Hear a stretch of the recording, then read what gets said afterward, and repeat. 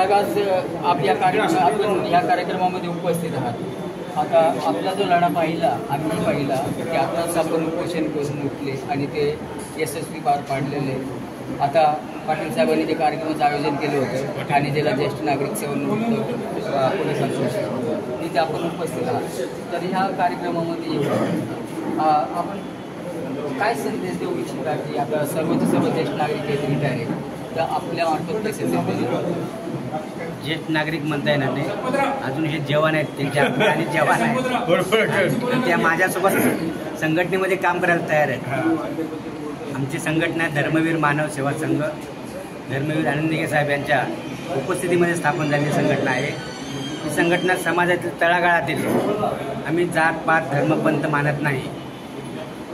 आज ज्यावेळेस दिघे साहेब होते त्यावेळेस जी यंत्रणा होती, पोलीस उपायुक्त, पोलीस आयुक्त, ACP, DCP सर्व तुम्हाला या मंचावर होते। जे दिघे साहेबांच्या सोबत कार्य केले आहेत ते सर्व मंडळी आज माझ्या सोबत आहे, त्याचा मला सार्थ अभिमान आहे आणि हे आतापर्यंत केलेले माझे समाजसेवेचं फळ आहे।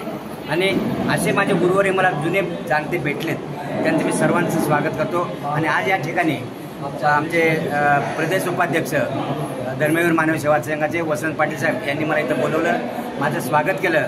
आमच्या प्रदेश महिला अध्यक्षा वनिताताई पडतरे, प्रदेश उपाध्यक्षा बबिताताई मिरगुडे, माझे बंधू काळूराम पडतरे इथे उद्योगपती इथं आले। त्यांनी डोळ्यांनी कार्यक्रम बघितला आणि आपल्या भावाचं कौतुक आणि भावाचं कार्य किती उंचावर आहे यांनी डोळ्यानं पाहिलं आणि सदैव यांची मला साथ माझ्यासोबत असते। या सर्वांचा मी ऋणी आहे। काहीतरी समाजाला आपण देणं लागतो, या हेतूने सर्व समाज एकत्र करून कुठेतरी समाजाचं भलं झालं पाहिजे, यापुढे आमची समाजसेवा असेल। धन्यवाद।